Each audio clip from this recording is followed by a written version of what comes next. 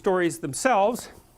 You're in a map, so to speak, you're using a map, and with any luck it's detailed enough so that you can use it to get to the place that you want to go.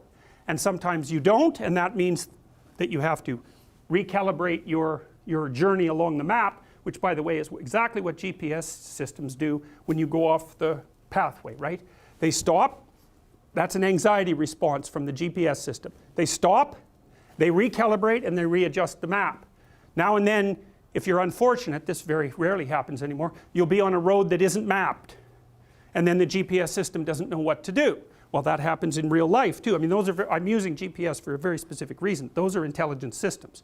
As far as I'm concerned, those are the closest things we've ever designed to intelligent systems, because they can actually orient, right? They orient in real time, and they're unbelievably sophisticated systems, right? Because they rely on a huge satellite network and so on, and they're cybernetic systems, technically speaking.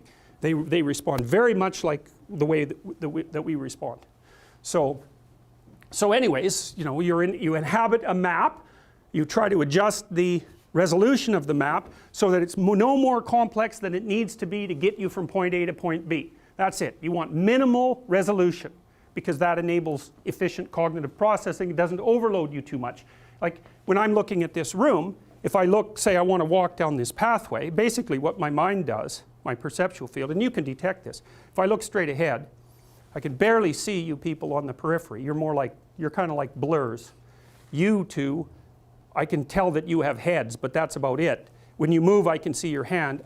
I can probably see your eyes, but barely. So you're all very low resolution. And even though I can't detect it, at the very periphery of my vision, you guys are black and white. So my color vision disappears at the periphery, even though I can't actually perceive that.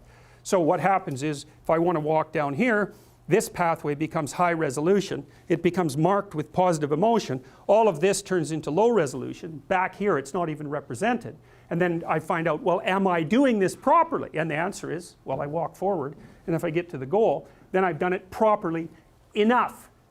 And if, you know, one of you stand up and get in my way, then I'm going to focus on you and assume instantly that I haven't mapped you properly, right? I put you in the category of irrelevant entity, when in fact, you happen to be in the category of strange object, the thing that objects. And so, well, so then we inhabit those structures all the time. We're in a structure like that, a perceptual structure. And if it's working, then it's got the archetypal quality of paradise, so to speak, because its axioms are correct and it's functional. And then now and then something comes along, and that's what the snake is, the eternal snake in the garden, that pops up inside a structure, and it turns out that the things that you weren't attending to are the most important things rather than the least important things. And that, what does that do? It blows the map into pieces.